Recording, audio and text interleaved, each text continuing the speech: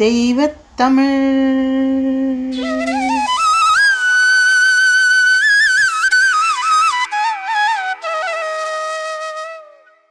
வணக்கம். ஔவையினுடைய ஆத்திச்சூடி. ஆறுவது சினம்.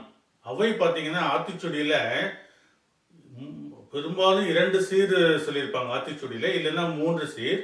அதே மாதிரி ஒரே ஒரு சீரில் கூட ஆத்திச்சூடி இருக்குது. சரிங்களா? சீர்ன்றது வார்த்தை. ஸோ இன்னைக்கு பார்க்க போகிறது ஆறுவது சினம். என்ன சொல்கிறாங்க?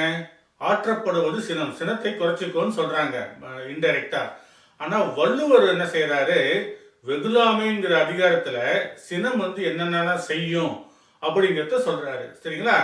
ஔவையும் வள்ளுவரும் ஔவை ஒரு சீர் 2, 3 சீர்களில் சொல்கிற விஷயங்களை வள்ளுவர் 7 சீரில் சொல்கிறாரு. சரிங்களா? பாருங்களேன், இந்த வெகுளாமையில் பாருங்களேன். ஔவை என்ன சொல்றாங்கன்னா ஆறுவது சினம், சினத்தை அடக்கு ஆற்ற அப்படின்னு சொல்றாங்க. ஆனா வள்ளுவர் என்ன சொல்றாரு? தன்னைத்தான் காக்கின் சினம் காக்க காவாக்கால் தன்னையே கொல்லும் சினம் அப்படின்னு சொல்றாரு. நம்மளை காப்பாற்றிக்கணும்னு நினைச்சீங்கன்னா ஒவ்வொரு மனிதனும் அவனோட சினத்தை, கோபத்தை குறைத்துக் கொள்ள வேண்டும், அல்லது கோபத்தை கட்டுப்படுத்த வேண்டும். சரிங்களா?